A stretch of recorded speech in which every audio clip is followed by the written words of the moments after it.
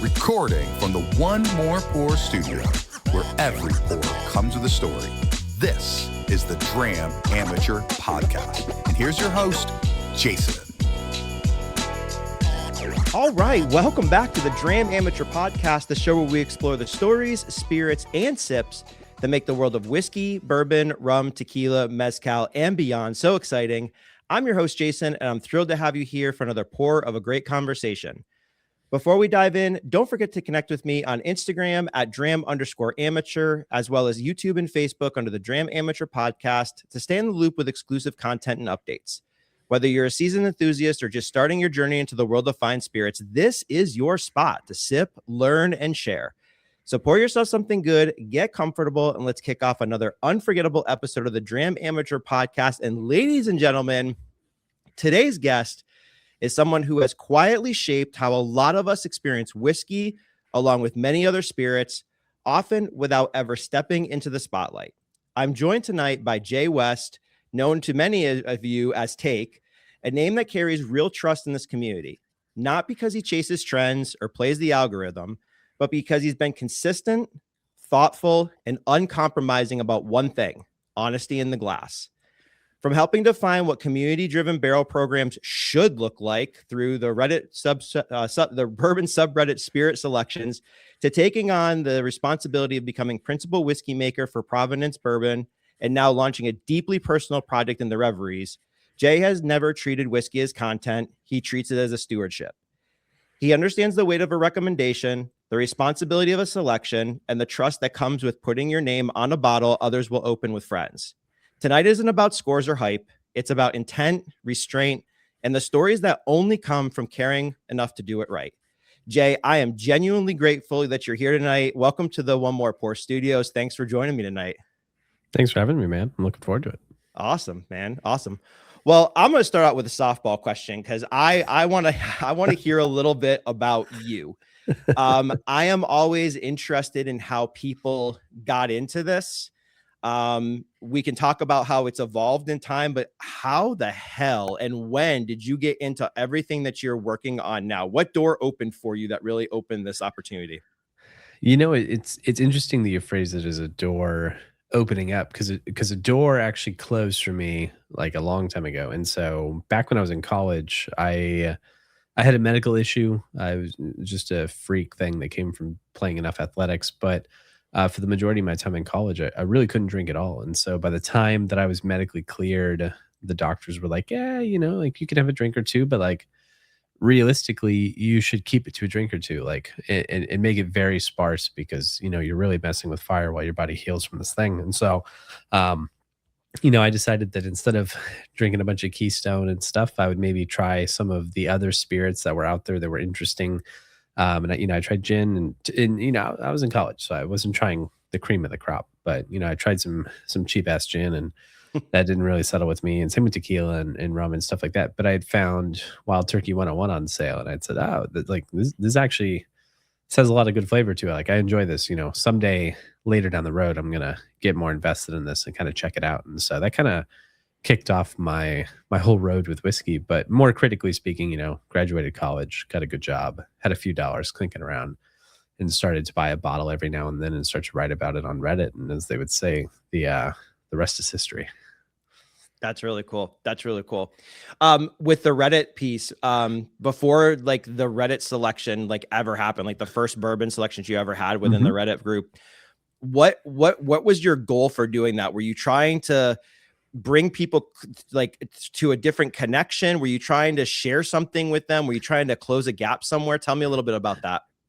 It was realistically about learning more about whiskey, right? I have an engineering background. In engineering, you have concepts and you publish white papers and the community tells you what's right and wrong and otherwise. And so for me, if I was going to go through the trouble of taking notes about whiskey, which I knew I wanted to do as a way, right? Like if you're going to try a bunch of whiskeys, take some notes and maybe you can find a similarity of the ones that you do enjoy or you don't enjoy and the reasons that you do or don't enjoy them. And so I thought, well, you know, if I'm going to do all this work, I may as well just post it.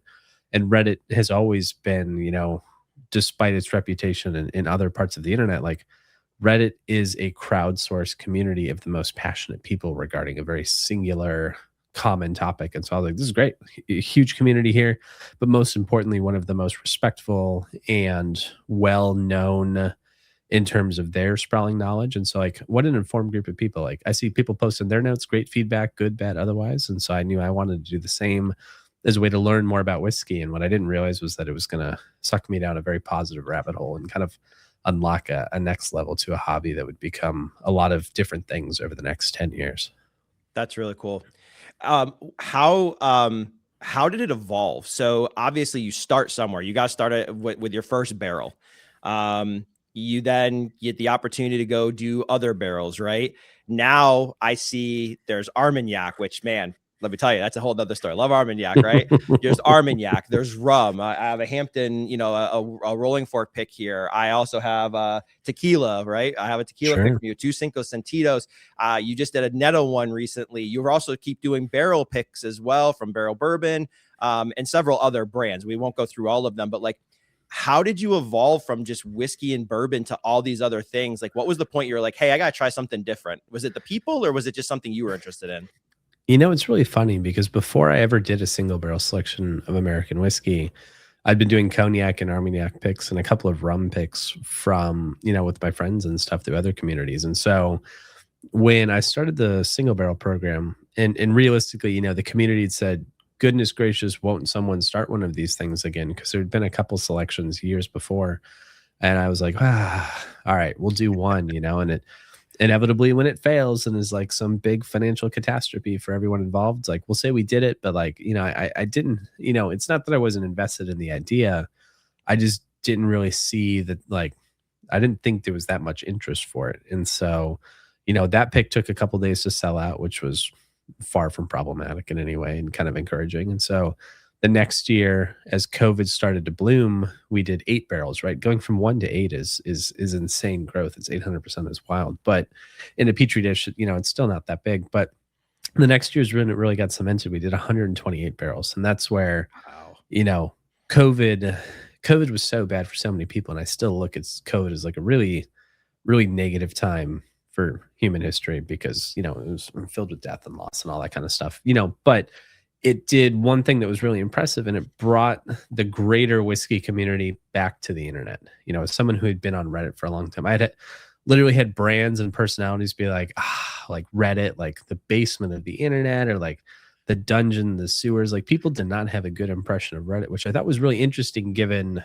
everything I'd seen, right? The communities I was in, the bourbon communities, were all really well informed. They were critical, but they were well regarded and governed and policed and moderated and all that kind of stuff. And so it was really fascinating to see people who had shunned whiskey on the internet suddenly have nowhere to go and be all of a sudden very positive, very positive. And I'd be like, welcome to our living room, man. Like, we've been here the whole time, but now that you can't do events or like whatever, you can't go on tour, you can't go to events, like bars are shut down. Like, suddenly brands were like, this Reddit shit's pretty cool. And I'm like, it was always cool. It took a global catastrophe for you to change your perspective on it. But it also didn't surprise me that it kickstarted the barrel program in a really significant way. And thankfully, I don't want to say like I built some crazy infrastructure and definitely knew that this was coming, but like, we had done enough preparation by trying to grow the program slowly and stably and with good infrastructure that when it was time to scale it that way because the public demanded it, it actually, it was a lot of work, but it was built on a good foundation, and that let it really flourish, which was pretty cool. Yeah, that's cool. And with so many people that are in it, I will be honest, I've put my name, for the waves, I've put my name, and I've completely missed it. I'm like, please let there be some at the end, please. And of course there's none. And I'm so disappointed. But I will tell you though, even with that disappointment, you're doing it fair, right? And I like the approach that you do with it. And I think that when I do get selected, like, it's special. Like, for me, it's special. I'm like, holy crap, right. I get one of these bottles. And I think a lot of us feel that way as well. So it's funny. I've heard from people that are just like, man, I've never missed a selection. I know that I've missed some, but all of us still continue to do it because we like the approach and everything about it. So keep doing it, man. It's really freaking cool. It is the coolest thing I see right now that I see in the internet, and I love your approach to it. So kudos for all of it. I appreciate that. Fair. The internet's not a fair place, and life is not fair. But there's so many barrel picks, like barrel programs, right, where you can pay a guy. And I'm not saying you shouldn't do that. But I wanted to do something different. And it's, I wanted a place where if you made $10,000 a year or $1 million a year, it was the only place where your odds were exactly the same. And that to me, I've probably left a lot of money on the table with that perspective. But I also love when people are like, man, I only put in for 3 or 4 times a year and I may only get one of those 4 because of the statistics of that. But like, I'm just thrilled that when I put in my name, I know that like my odds are the same as everyone else. And that to me is unusual. I don't think it's particularly lethal business acumen, but like to me, democratizing whiskey and the fairness of that is something that I think is just super cool. Yeah, agreed. Let's go into a question about your label, your title at Provenance. So you are the principal whiskey maker. What does that title actually mean in practice? Like, where do your hands and judgment show up most in that? Sure. That's a great question, by the way.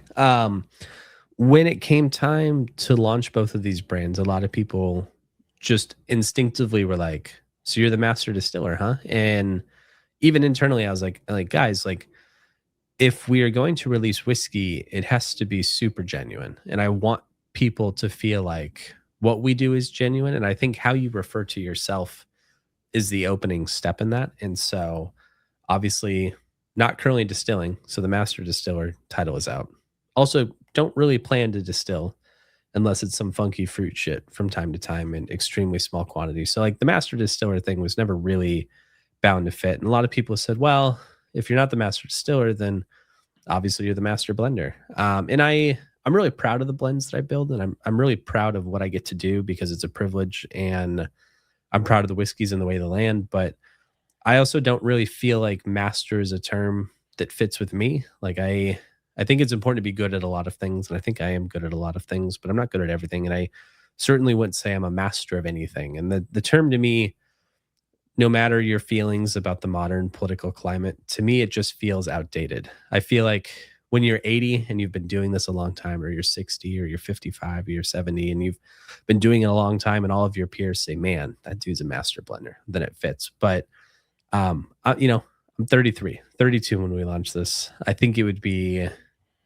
improper to say that I'm a master of anything. And I hope someday to master that. But I also see a lot of people be like, I'm the master. And I didn't really want people to think about me like that. I wanted them to be like, Jay's always picked great whiskey, and we know he makes great whiskey, and I'm happy of that. And so I chose principal. It's a term that's often used in a lot of other industries. Whether you're a principal engineer at a company or you're the team principal in F1, you're responsible. You have a lot of responsibilities. There are a lot of different responsibilities. They all come together to make sure that what you deliver at the end of the day is as good as it can be, and hopefully is the best when it's compared to others. But to me, it was a modern take on what I think is important. It's knowing what you're good at and what you have to be good at and all the other things that come with that. And so it's not a term that I think is common, and I don't know that anyone else uses it. But for me, like we're a distillery, we don't distill, but like the government calls us a distillery. They tax us like a distillery. We do a lot of the things a distillery does. It's a team of people. And some days, whether I'm on the forklift or I'm doing tax paperwork or I'm tasting and making crazy whiskeys or I'm fetching the mail or chasing a donkey, like all of those things are part of the teamwork of making great whiskeys. And for me, being the principal whiskey maker just means I'm in charge of all of that, but ultimately work within a team of talented people. That's awesome. No, I love that. I love that a lot. Let me ask a question about Reveries, and let me pull up a picture. So this is the dopest thing, and I don't know where this is going to end up, but like I saw it and I was just like, yeah, that's cool as hell. So for everybody that can see, that was posted.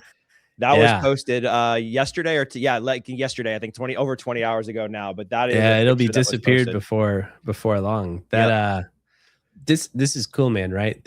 I got the TTB approval for that yesterday afternoon while I was driving. And so you heard it here, folks. Like, size isn't important. It's the timeliness of the thing. That is the TTB.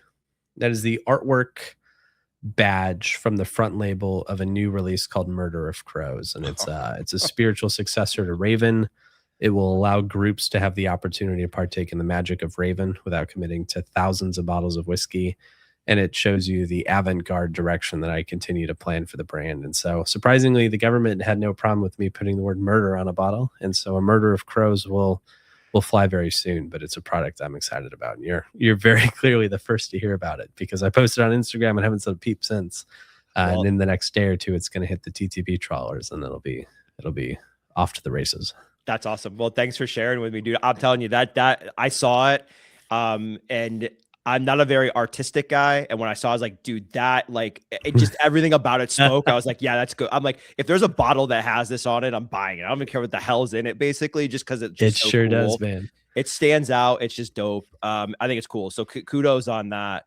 And that's you know, I gotta say my piece. Like I have the vision for the Reveries and I make the whiskey happen, but the branding comes from my designer Franklin Gould, who has crushed it with the design from day one and continues to kill it. And when I go, dude, I have this fucking weird idea to do this thing, and we're gonna call it Murder of Crows, and he's like, I got you, man. And then like 2 days later, he uncorks something like that, and I'm like, yeah, that's great.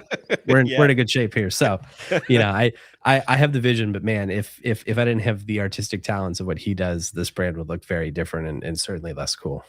Yeah, that's why I like the community aspect. Everyone works together to make something amazing. So, let me ask you about Reveries. So, it's always has it always been part of a long-term vision, or did it emerge organically as your philosophy matured? Like, how did it pop up in what you wanted to work through?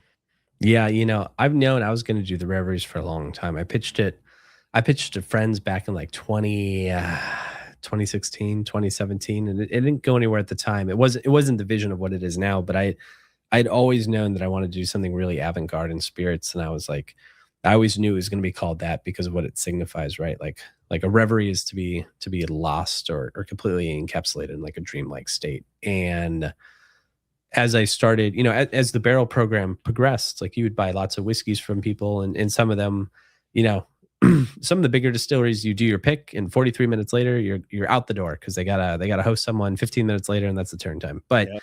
other distilleries I would buy from and developed really personal relationships and friendships, and sometimes they'd say, okay, well, now that you picked your barrel of this, like we got something crazy that we want you to try, and I would try it, and I'd be like, man, like this is super insane. Like, can I do a barrel of this too? And oftentimes the answer was like, well, it's actually experimental stuff. Like, we can't sell it. We didn't make enough of it.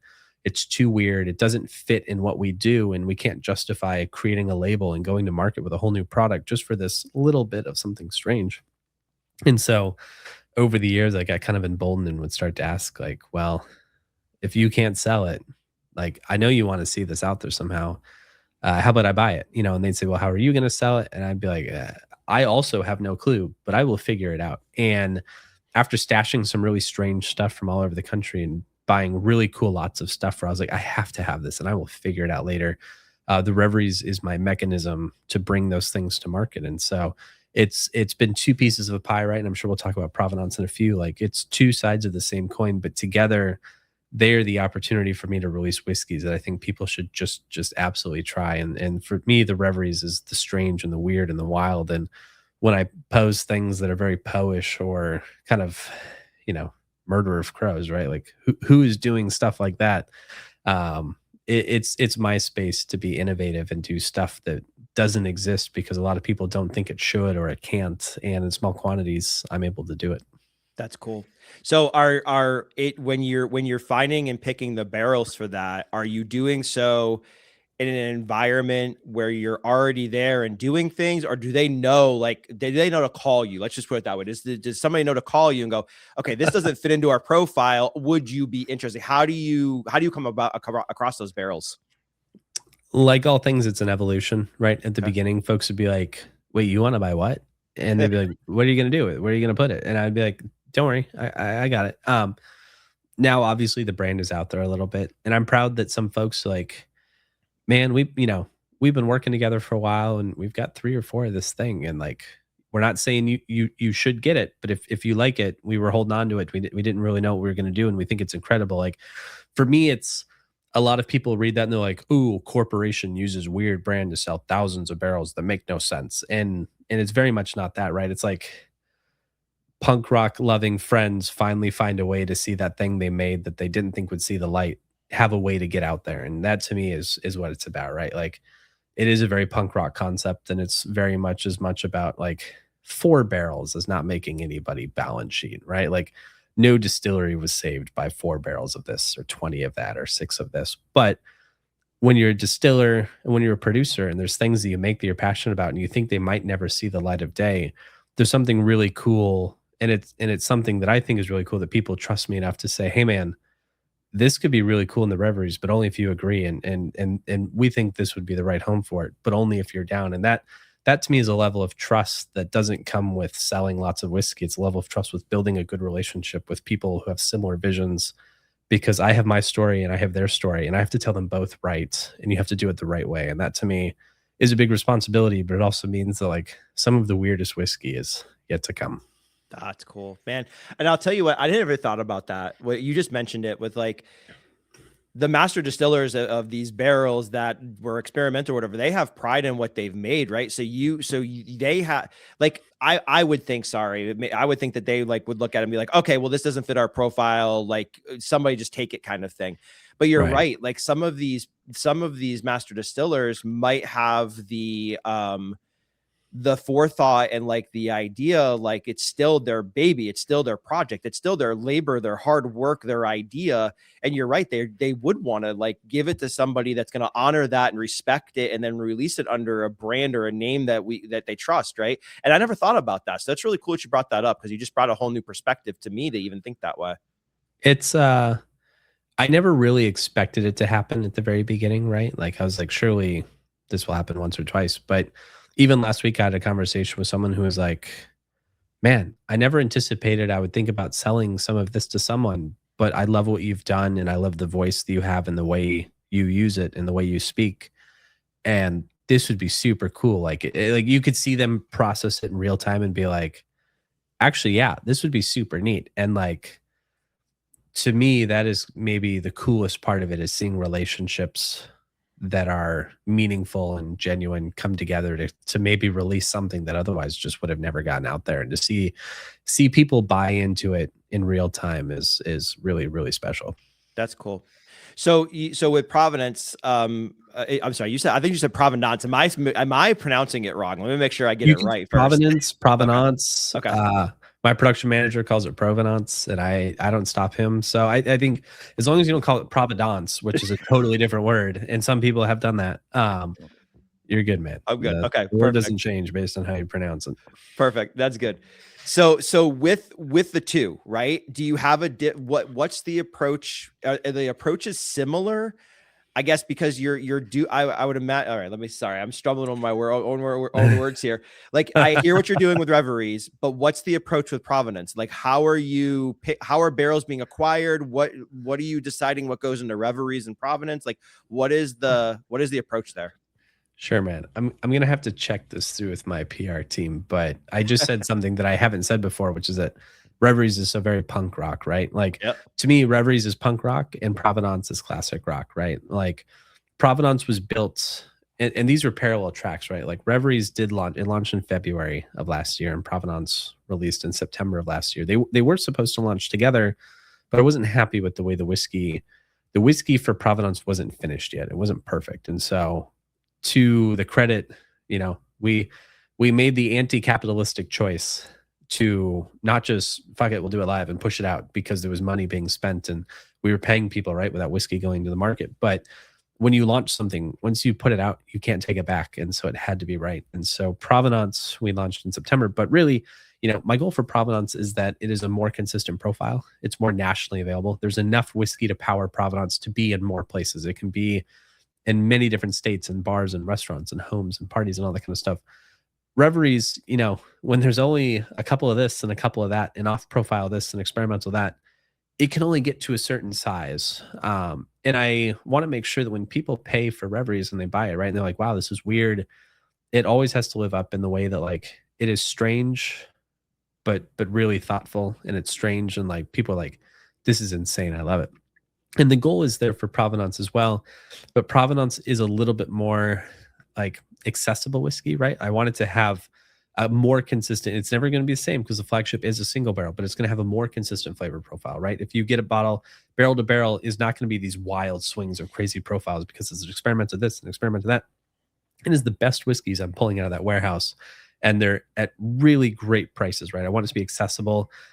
We are bringing it to 107 through something I learned through cognac producers and Armagnac producers. So, that 107 proof is achieved through super slow water reduction in cask. Like there are very methodical choices in the production of Provenance that are a little different from the like, man, like we have a workshop of horrors, and the workshop of horrors and blends that Jay puts together are very avant-garde and very different and a little like convention breaking. And so the two live together perfectly, because if you want like a very solid, like a crazy good, a consistent, like a profile that I think works for more things, you're going to get Provenance. You're going to get it at a great price. If you want something that is convention bending and different and maybe like too weird to live and too rare to die and like all this kind of crazy stuff, like you're going to get it from Reveries. But together, the two exist together, so you have the opportunity to get both, and it's not one or the other. But you know, a lot of people say like, oh, I bet less interesting whiskey makes it into Provenance. I think that's totally false. And I think a lot of people are like, well, someday the Reveries will stop when the experimental whiskey runs out. And I'd also say like, man, there's crazy stuff. We got tons of stuff to come. So it's you know, it's a difficult concept to explain, and I'm still kind of working on the elevator pitch, but the two fit together perfectly in making whiskey that I hope to make a whiskey for everyone. And we're, you know, we're doing our best. That's really cool. Yeah, the label screams different than affordable. The label screams like, hey, this is elegant and classic. Like I like the way you described that, because I even looked at it and was like, whoa, what is this? Let me look into this brand. And I was like, oh man, this thing's gonna be expensive as hell. Like, because it really just looks that way. So kudos to you guys. I mean, again, I'm so proud of the design. Yeah. I mean, consumers want those listen, consumers go for the look of things sometimes, right? And even the feel of how it looks in your shelf, how it feels in your hand, how it looks on a bottle, you know, when you're pouring it with your friends. Like, I think that goes a long way, you know, and somebody might look at that and go like, oh, it's a $200 bottle. And it's not even close to that. Right. So that's pretty cool that you guys have that. And you mentioned you just kicked off in September, that you're only 4 months in. I mean, what's the last 4 months been like? It's been a whirlwind, man.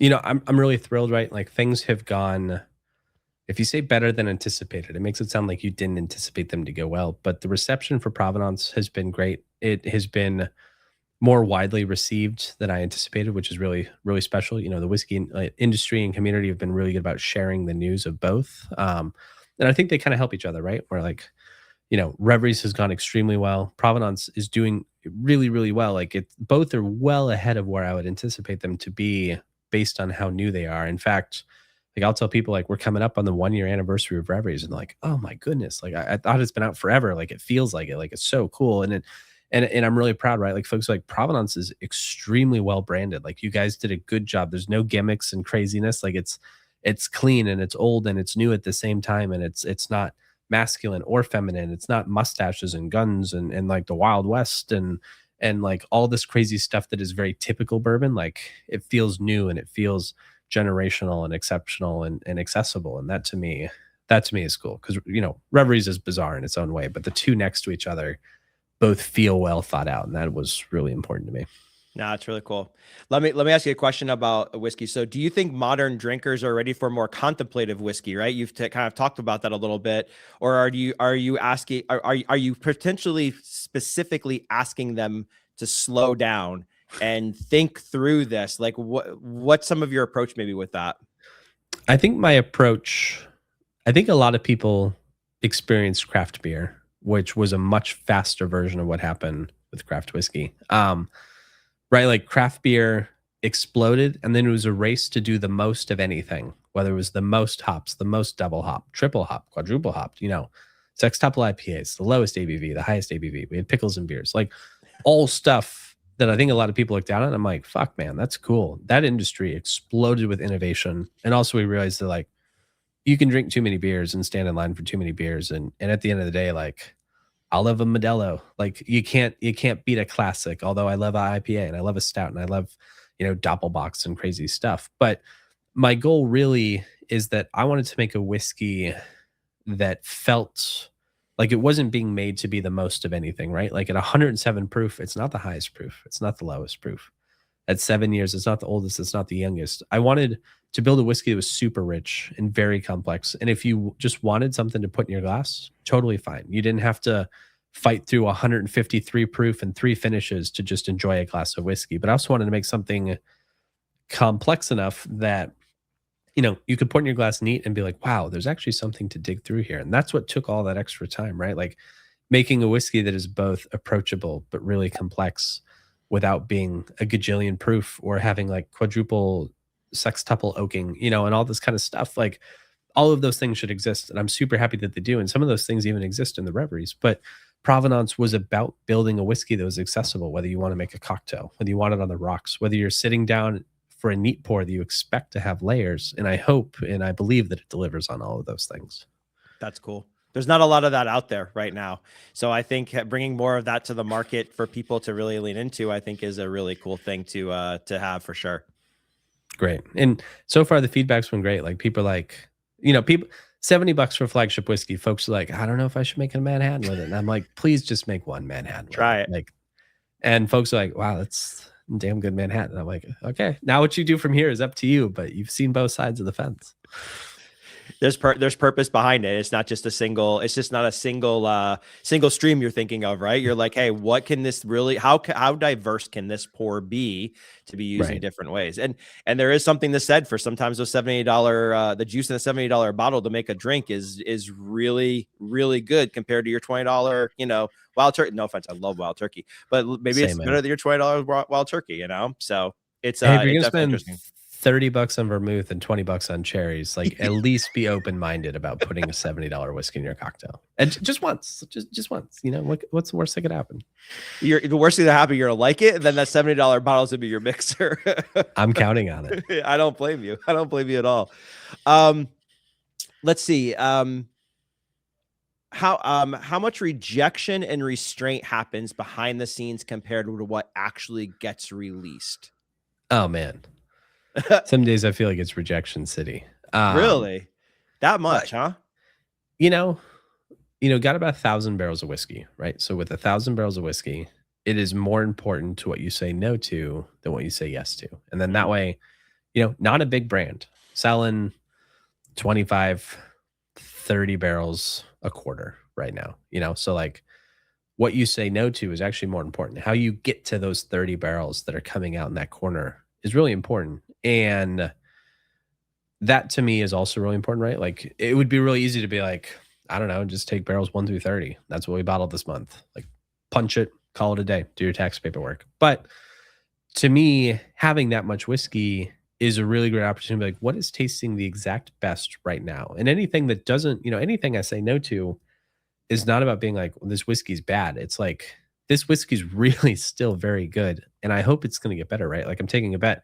I have nothing but time. My goal is that, you know, whiskeys that are 8 and 9 and 10 now, like hopefully I want to see some of them turn 12, 13, 14, maybe 16, 17, 18. Like I bought a ton of 16-year-old whiskey and 15-year-old whiskey a little while ago. And my goal is like, I held some of those back because like I would love to see what one of them at 21 years old is like. And you can do that when you have enough whiskey that you can say no a lot. I think a pitfall for new brands is you have so little cash and you can only buy so much whiskey. You have to say yes to everything. And it all gets out in the market. And once people taste something and they're like, shouldn't have said yes to this, it's so much harder to go back and get that customer back. And so my goal is I would rather sell less and say no to more, knowing that the little bit that we put out is all like super yes all day. Yes. You know, that kind of thing is really important. And especially as business takes off, you have to maintain that level of no versus yes to make sure that people always are like, you know what, this one might taste the tiniest bit different because I understand how single barrels work, but I know that it's going to taste great. And that to me, once you undo that, you can't put that back in the tube either. And so I kind of like, it's my job to say no as much as possible until I see somewhere I'm like, I have to say yes to this. And I feel really good about those barrels. That's really cool, man. Because I will be honest, you touched on a good point. There are brands that I've had a bad bottle and I'm like, yep, nope. And I don't completely write them off, but I'm also not going and buying another bottle immediately. Right. I'm waiting years and then trying them at a bar or if I see them at a buddy's house or something like that. So that has happened to me. So that you're doing this with intent and purpose, that you don't become that, shows your passion for it even more, which I appreciate a lot, which then for me as a consumer and as somebody who's really interested in what you're doing, I get a level of trust from you, right? That I know that, listen, you put this in a bottle for a reason, even if my palate may not agree with it. Right. And there are going to be times everybody's palate has that. But I know at the end of the day, you're just not dumping a barrel into a bottle and going, okay, send it out. Like you said, 1 through 30 out today, 31 through 60 the next month, or next quarter. Like you're not doing that, which is really cool. And I think it's a really important point too, right? Like you have to be realistic and humble about it, right? Like I am not under the facade that everyone is going to be like, wow, Jay, so picky. Everything's amazing. But at least I feel really good if someone's like, hey man, this whiskey's not for me. Like not everyone likes classic rock and not everyone likes punk rock and not everyone likes EDM or Taylor Swift. And like, I love all those things. But I like if someone's like, yo, T Swift is not for me, I'm like, I get it. And I want to feel good knowing that like stylistically, this might not be your kind of whiskey, but I feel like I put out the best whiskey. And so if you don't like it, it's not like, man, this guy just put garbage in a cask and then in a bottle. Like, stylistically, the whiskey's just not doing what I'm going for. And I'm super happy if that's the outcome, because there's so many brands for so many different drinkers and so many palates and so many perspectives that you have to be realistic about that. Yeah, no, it's cool. Question off the cuff, because I need to know. 1,000 barrels, right? You're trying to figure out 20 of them to put out a quarter. How the hell, like, do you have like a spreadsheet that you're like, hey, I tasted through all of these might be ready in 6 months, I'll retaste them again in 6 months, and do you do it that way? Like, how do you approach that? Because I would think that's overwhelming to figure out which one goes when.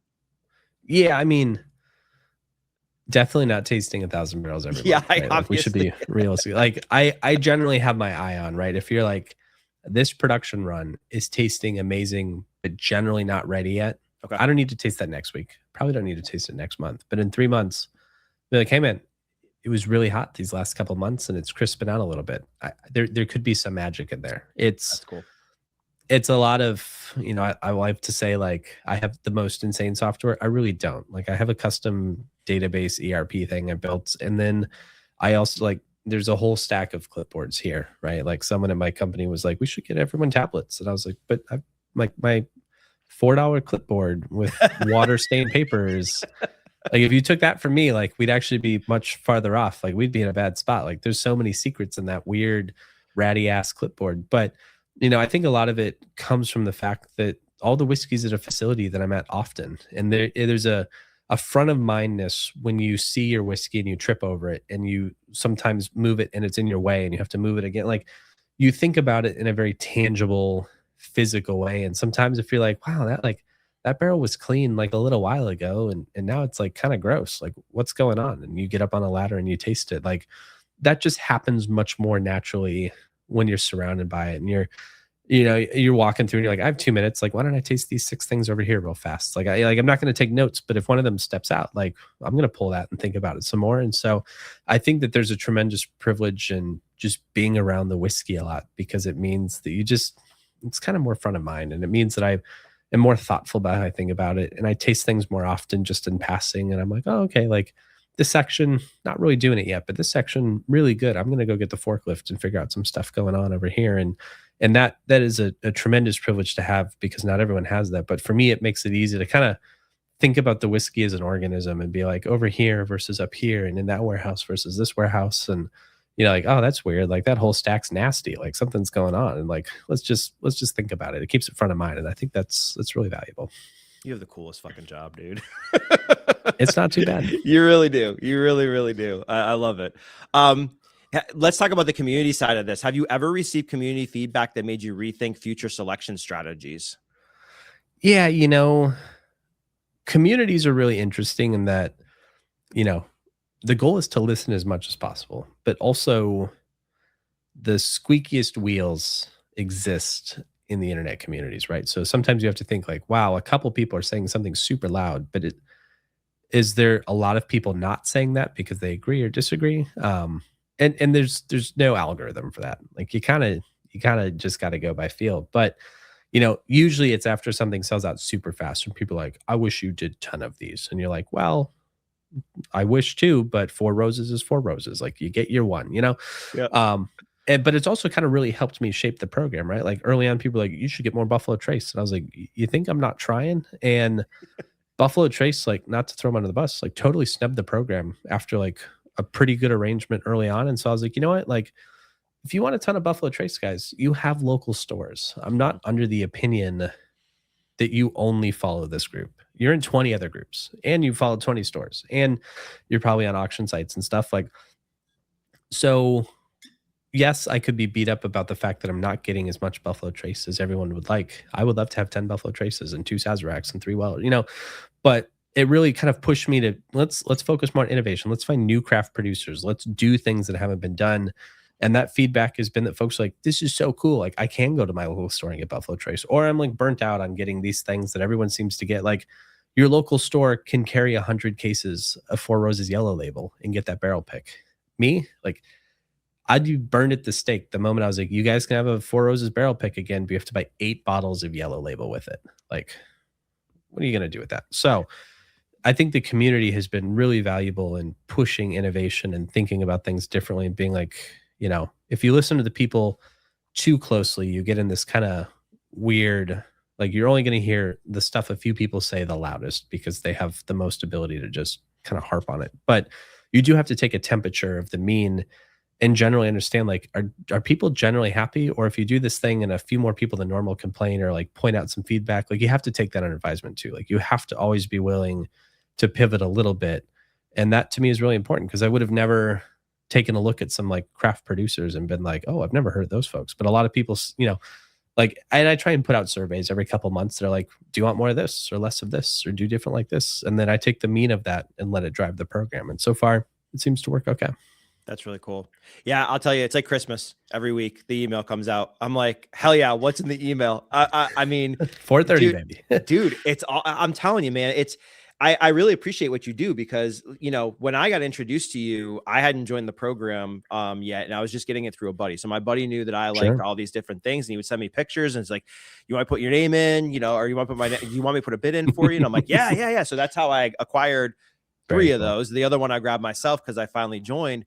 But like I kept seeing what you like doing. And now like I said, every week it's like, oh my gosh, I got it. Like, all right, cool. What's coming out this week? Like what's of interest? I mean, dude, it's just, I really love the way you do it. And I know I'm probably fanboying out right now, but it's just really, really cool. And I think I appreciate that you're opening the door to different things for everybody to try it. Like I saw you had some crazy aged Armagnac a couple months ago. I wanted to buy every damn bottle. Unfortunately, the bank account didn't allow me to. But dude, I understand. I guarantee you, like I would have appreciated every single bottle of those things. I'm sure they were absolutely amazing. So keep doing what you're doing with that program. Keep building it and doing it because I think it's fantastic, man. It really, really is. I'm so glad to hear it. And it's been fun to grow the program, right? Like in the beginning, I could only do straight bourbon because there was so much demand and so little supply. But it's one of my greatest joys is growing the program to the point where now, like, yeah, we're going to do 220 barrels of whiskey, but that also means we're going to do 40 barrels spread across agave and cognac and Armagnac and rum and like eau de vies and crazy stuff. And like, folks are so open-minded to it. They're like, I love that I can get a whiskey every week of the year, but like 3 or 4 times, like cognac from the 70s or like Armagnac from the 80s and the 50s and like agave spirits where you go to Mexico and take pictures and break down why an unaged spirit is $200 and that's actually the right choice is like, to me, is such a privilege. And it's kind of cool because it goes to show that people are ultimately open to trying crazy new things. And it's even brought this fun, like personal milestone where like one week I missed sending out the email at 4:30 and like 200 people emailed and were like, are you good? Like, what's going on? Like, is my email broken? Did you ban me? Like, I didn't get the email. And I realized from that point on, this was 4 years ago, no matter where I am in the world or what I'm doing, that email has to come out at 4:30. Because I don't want to tell 200 people like, yes, I am okay. Thank you for asking. But more secondary, like people have built this into their weekends and they look forward to it. And they, I'm not saying like, oh my God, like you have to deliver for the people, but like, or like the people love me. They must have their email. But like, it was so cool to me that people are like, dude, like I'm in my chair at 4:20. I get a drink and I read the email. And that to me shows a connection and just something cool that is such a privilege to have that I was like, the email comes out, even if the email says, I'm sorry, I don't have much to say this week. Next week will be a banger. The email has to go out. So I've written that email, France, the backwoods of Mexico, London, all over the world. And that to me is some days I'm like, I have to do the email. But other days I'm like, you have to remember, I get to do this email. Some people would kill to get to do this email. And I'm in France right now and I don't have power, but like I get to do this email. That's awesome. Yeah, and 60s, 70s, and 80s Armagnac, fantastic. Let's talk. I have a There's more coming. 1973s, and oh, thank God, I have some stuff from 73 and 60s that's just absolutely fantastic. And yeah, $200 bottles of agave spirits. It's worth it for a reason. I mean, the blood, sweat, and tears and labor that goes into that, and the history behind it. It's something culturally for me, like I have mad respect for. Like, absolutely love it for sure. I just got back from my annual Oaxaca trip, and it always breeds a new appreciation for just like, there's not even an easy way to do it, and yet people do it. Like, my life is so easy by comparison, and the pleasure to get to live it with them for a few days and understand what goes into these flavors is unbelievable. Yeah, it's really cool. All right, we got about 10 minutes left. Let me talk about some reflection and some looking forward questions here. Let's talk about future. So if someone pours a Reveries or a Provenance in the future from years from now, what do you hope they feel before the first sip even? Man, to think about anything years in the future is always sort of a unique proposition. But I think this is actually what I would say. If we're talking years in the future, every day I go to work with the mentality that I hope no one looks back at Provenance and Reveries in the past tense. I never want someone to say like, man, remember when this shit was great? Like, man, remember when Jay was around to answer our questions? Or man, remember when I could go visit Jay in person and get this stuff figured out? Or like, my goal is that, you have to innovate and stay relevant and do cool stuff. And the quality always has to be there. But it would be really easy to give up on any of those things, right? Scale the brand, be in every bar, but now it doesn't taste good, and I would skip all of that to make sure that 5 years from now, someone's like, that is exactly how I remember. That is the quality I expect. Maybe it tastes different because Jay did this wild thing and this crazy artwork, or like you taste Provenance, you're like, that's what I remember. That's the good stuff. So if a couple of years from now, if people look back and don't use the past tense about Provenance and the Reveries, then I'm batting 1,000. That's cool. Does that bring an added level of pressure? Oh my God, yeah. Okay. Yeah. Do you sleep at night? Raven 4 took longer than 1, 2, and 3 together because I was like so in my head about it. And I was like, you know what, fuck it. It's good. You can micro tweak anything to death. Like, it's good. I blind tasted a ton of customers on it without them knowing, and they're like, oh, this new barrel is nuts. And I was like, if only you knew it wasn't a barrel, man. But like, then I was like, all right, we hit go on that beatbox, we sent it out, and folks are like, it's 4 in batch 1, baby. There's no, and I'm like, okay, the time was worth it. But yeah, I sometimes too, after like a couple of weeks, my wife will be like, are you good? And I'll be like, I'm just thinking about this new batch again. Like, I'm so nervous, but I still also feel really good that I'm nervous about it, not just like, I don't know, ship the next thing, cash the check and make more whiskey. And so I think that the nerves ride at odds with the intentionality of trying to do something really cool. Yeah. And they always say too, if you lose that butterfly or you lose those nerves, then you've lost your passion for it potentially. And that's when you really need to start to check yourself. So yes. Yeah, that's cool. That's good that you still have that. Let me see here. Sorry. Thousands of questions. I only got a few minutes left. So, have you ever revisited a released barrel months later and felt it told a different story than you expected? Sometimes I think this is also a byproduct of not having these whiskeys be out for that long. But there's usually whiskeys where I'm like, ooh, this one was kind of a chameleon while I was selecting it and picking the exact time. And so I'm less surprised when it goes back to some of the early flavors to get right. Like, as I taste these barrels over months, when I decide if they're in or out, like I take those notes, and like I even just did a release called Legion, and it was called Legion in the Reveries because like every time I came back to it, it had like 6 new notes. And I was like, oh, cool. If I keep writing down all these notes, it's going to be just like 1 page of just notes. But it was really cool. And I was kind of like, I think this thing's always going to change, right? So like, I love the fact that I'm going to bottle this now, and hopefully people over the next couple of months are like, it does continue to change a bit. But as long as folks are like, man, that shit fell apart after 3 months of being open on my bar. Because I expect a lot of people have a lot of whiskeys, and I'm really thrilled if they put even one of my whiskeys among the rest of their collection. But every time they go back to it, they have to be like, that's the stuff. And it might taste a little bit different because that's what airtime does. But as long as people are like, yeah, like that's the stuff, man, then I'm happy. That's cool. I agree. How do you see the subreddit spirit selections program evolving without losing its grassroots credibility?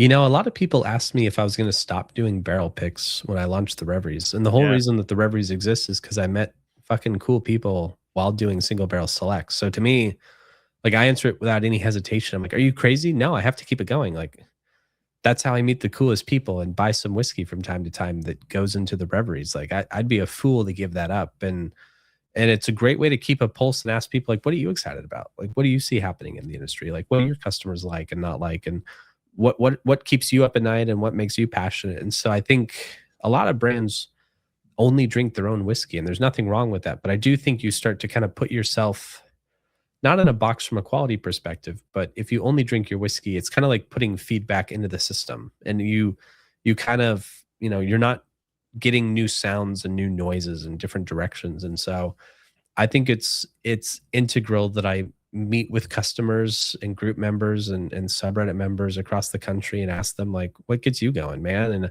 meet new producers or ask producers what they're doing or be like, what's been weird lately? Like, what do you like? Like, what do you not like? What's going on? And that is kind of it's like my cheat code to like innovation and just keeping an open mind is because all these other people are thinking about whiskey all the time too. But if we don't bump into each other, I think the conversation gets a little stagnant. Yeah, no, that makes sense.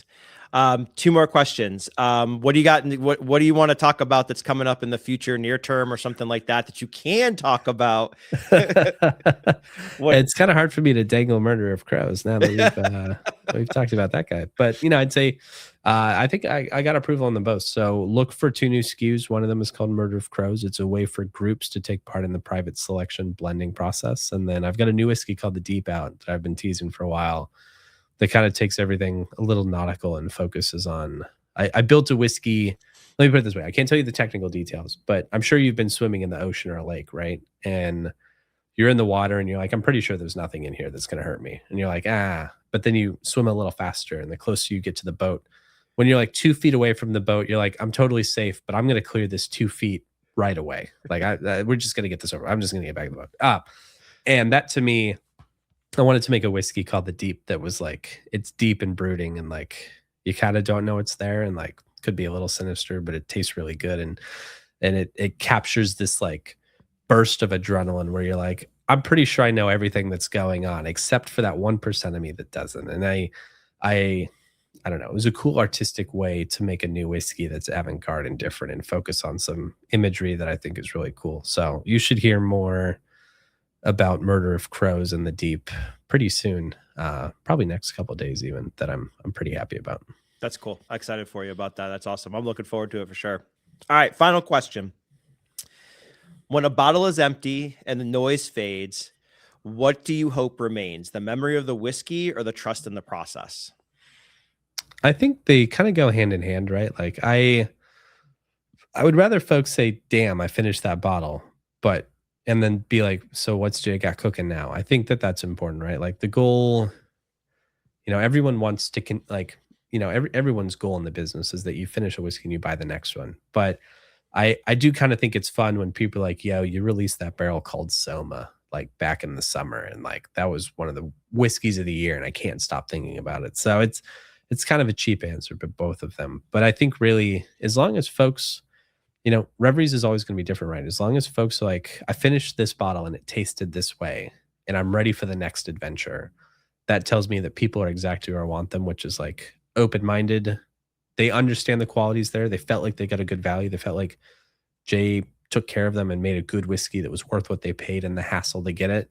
And I hope that that kind of fuels them to be like, and so I'm already ready for the next adventure. I've justified the next bottle to myself, and now it's just a matter of finding it, getting the right one, or chasing down this weird new thing that Jay keeps talking about on the internet. That's awesome. Well, man, I'm going to tell you, I am super impressed with everything you have going on. Very much look forward to your email every single week. Look forward to what you have in the future as well. I really wish you nothing but the best. You coming on here, like you could see how genuine you are with a lot of the things that you do, and even the way that you provide detail to your consumer through all the picks. I mean, there's paragraphs on some of these Cinco Sentidos releases, and every release you do, right? Providing the detail behind it, so before you even put a dollar down what you're getting into. And that's from a consumer standpoint, that's that's really respectful. So keep doing what you're doing, dude. Crazy respect for you, and really wish you the best for the future and everything you have going on. And I would love to have you back. We didn't even talk about travel and going to all these places. I have so many questions about that, but dude, love what you're doing. Keep doing it for sure. And thank you for everything you do for the community. I think it's fantastic. Certainly, yeah, man. Thanks for having me, Jason. And I usually like to say I look forward to coming back. So you just let me know, and we'll talk about eating bugs and taking weird airplanes. I need to hear those stories. I need to hear those stories. All right, folks, that's a wrap on this episode of the Dram Amateur Podcast. A huge thank you to Jay for joining the podcast, and to all of you for tuning in, sipping along, and being part of this amazing community. If you enjoyed the show, please take a moment to like, share, and leave a review. It helps me grow and reach more spirit lovers like you. Until we get to share one more pour together, cheers. That wraps up another episode of the Dram Amateur Podcast. Thanks for being part of the community and the conversation. Until we get to share one more pour together, cheers.